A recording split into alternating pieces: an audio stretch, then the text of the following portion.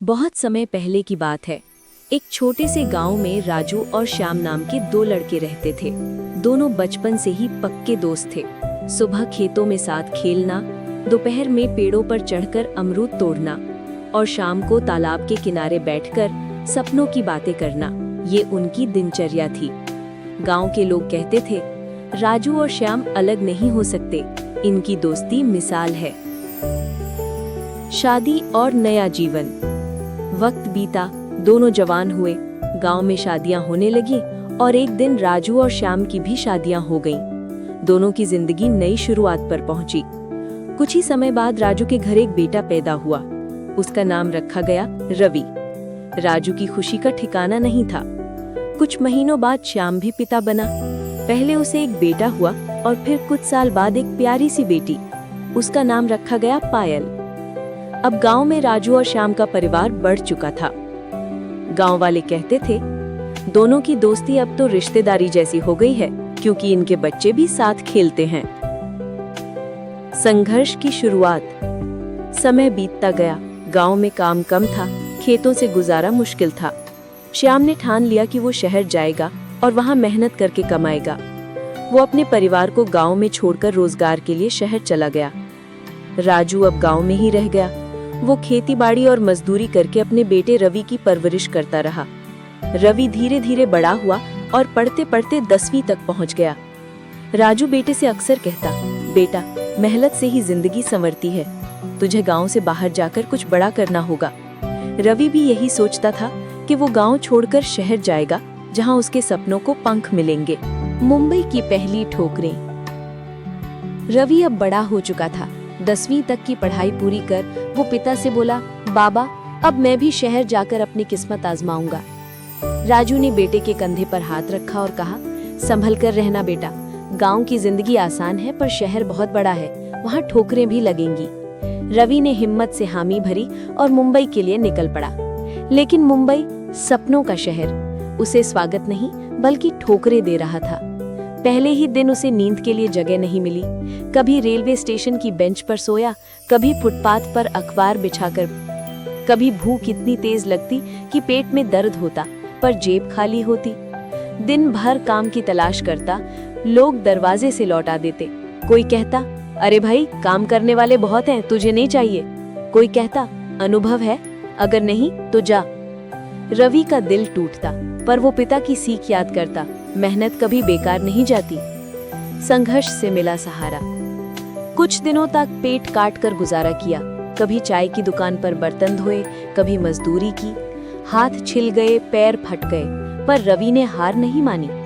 एक शाम जब वो थका हारा सड़क पर चल रहा था तो अचानक पीछे से आवाज आई, अरे तू रवि है ना, राजू का बेटा। रवि ने मुड़कर देखा। वो उसके पिता का पुराना दोस्त था, जिसने उसे गले लगाया और कहा, बेटा, तेरे पिताजी मेरे जिगरी यार थे, तू मेरे साथ चल, अब अकेला मत रह। उसने रवि को अपने घर ले जाकर खाना खिलाया। रवि की आंखों से आंसू बह निकले। उसे लगा जैसे इस पराये शहर में किसी ने अपना समझ लिया हो। पहली नजर का प्यार। वहीं उसी घर में उस दोस्त की बेटी पायल कॉलेज में पढ़ती थी, पढ़ाई में तेज, स्वभाव में शांत। एक दिन रवि ने उसे पहली बार देखा। पायल किताबों में डूबी हुई थी। रवि ठिठक गया। दिल में एक अजीब सी धड़कन उठी। वो समझ गया कि उसकी जिंदगी का नया अध्याय शुरू हो चुका है। धीरे धीरे रवि और पायल की नजरें मिलने लगी। रवि को उसकी मासूमियत भाने लगी और पायल को रवि की ईमानदारी और संघर्ष से भरी जिंदगी। शादी का फैसला। जब दोनों के दिल एक हो गए तो रवि ने हिम्मत करके अपने पिता के दोस्त से बात की। वो बोला, चाचा, मैं पायल से शादी करना चाहता हूँ, लेकिन मेरे पास कुछ नहीं है, न घर न दौलत। उस आदमी ने मुस्कुराकर कहा, बेटा, दौलत जिंदगी नहीं चलाती, ईमान और मेहनत जिंदगी चलाते हैं, और तू मेरे यार का बेटा है, तेरे लिए मेरी बेटी हमेशा खुश रहेगी। गांव में ढोल नगाड़ों की गूंज उठी, लोगों की भीड़ उमड़ पड़ी। फूलों से सजी चौपाल में रवि और पायल साथ फेरे लेकर एक दूसरे के हो गए। राजू की आंखों में आंसू थे। वो सोच रहा था, मेरा बेटा अब अकेला नहीं है, उसने अपनी दुनिया पाली है। श्याम भी शहर से लौट आया था। दोनों पुराने दोस्त राजू और श्याम एक दूसरे को गले लगाकर रो पड़े। उनकी दोस्ती अब रिश्तेदारी में बदल गई थी। नई जिंदगी की शुरुआत। शादी के बाद रवि और पायल ने शहर में ही घर बसाया। छोटा सा किराए का कमरा, पर उसमें ढेर सारी हंसी, प्यार और सपने थे। दोनों ने मिलकर जिंदगी को संभालना शुरू किया। पायल कॉलेज के बाद घर के काम करती और रवि अपनी मेहनत से घर चलाता। उन्हें लगता था अब सब ठीक हो जाएगा, अब हमारी मुश्किलें खत्म हो गई हैं। अकेलेपन का बोझ। पायल की मौत के बाद रवि का जीवन पूरी तरह बदल गया। जो घर पहले हंसी और खुशियों से भरा रहता था, अब वहां सिर्फ सन्नाटा था। रवि दिन भर काम करता, लेकिन मन कहीं नहीं लगता। वो बाजार में चलता, भीड़ देखता, लेकिन कोई उसे समझ नहीं पाता। कभी कभी उसे लगता शहर में लोग हैं, लेकिन कोई मेरा नहीं है। बहन का दर्द। इसी बीच रवि की बहन की तबीयत अचानक बिगड़ गई। वो भी बीमार पड़ गई। रवि अब और भी अकेला हो गया। उसके हाथ में सिर्फ पायल की यादें और बहन की चिंता बची थी। वो बहन के पास बैठकर रात रात भर उसकी सेवा करता, दवा देता, खाना खिलाता, उसका हाथ थामे बैठता। लेकिन उसके अंदर का दर्द कम नहीं होता। क्यों मेरी दुनिया इतनी बेरंग है? वो खुद से बार बार यही सवाल पूछता। बहन की खांसी, बहन की कमजोरी रवि के दिल को चीर देती थी। वो सोचता अगर पायल होती तो बहन की भी देखभाल आसान होती। मंदिर में टूटकर प्रार्थना। रवि रोजाना मंदिर जाता। घंटियों की आवाज, अगरबत्ती की खुशबू, लोग भगवान से सुख शांति मांग रहे थे। लेकिन रवि, वो वहां सिर्फ अपने आंसुओं के साथ बैठता, हाथ जोड़कर कहता, हे भगवान, मैंने कभी किसी का बुरा नहीं किया, फिर मेरी दुनिया क्यों उजाड़ दी? पायल को और बहन को क्यों तड़पने दिया? आंसू उसके गालों से गिरते। मंदिर की सीढ़ियां भी भीगी हुई लगती। रवि की आंखों में दर्द इतना गहरा था कि लगता था जैसे दिल टूटकर जमीन पर गिर गया। टूटता हुआ इंसान।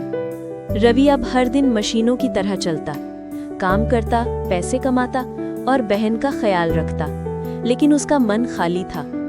कभी कमरे में बैठकर पुराने कपड़े निकालता, कभी पायल और बहन की तस्वीरें देखता। तुम दोनों के बिना ये दुनिया कितनी खाली है, काश तुम साथ होती। रवि की हंसी गायब हो चुकी थी, आंखों में बस दर्द और यादें थीं। अकेली रातें और अंतर्मन की पुकार। रात को जब बिजली गुल होती, रवि पुराने घर में अकेला बैठ जाता। चांदनी की हल्की रोशनी में वो दीवार पर पायल और बहन की मुस्कान देखता और दिल से कहता, मैं टूट गया, लेकिन तुम्हारा प्यार हमेशा मेरे साथ है। रवि की कहानी हमें यही सिखाती है, जिंदगी में चाहे कितनी भी मुश्किलें आएं, सपनों और प्यार को कभी मत छोड़ो। दर्शकों से जुड़ाव वीडियो के लिए। दोस्तों नमस्ते, ये थी रवि की दर्द भरी टूटे हुए सपनों की कहानी। आपको कैसी लगी? इस कहानी से आपने क्या सीखा? कमेंट में जरूर बताइए। अगर कहानी ने दिल को छू लिया हो तो इसे अपने दोस्तों तक जरूर पहुंचाइए। नमस्ते।